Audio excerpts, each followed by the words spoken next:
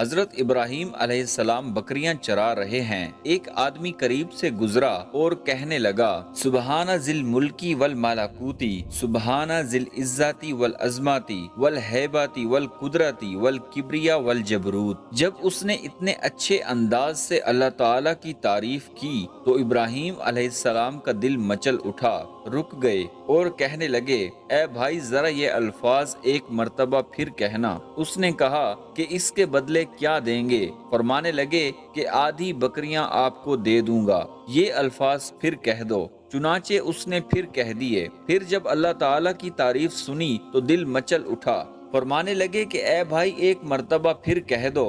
وہ کہنے لگا اب کیا دو گے؟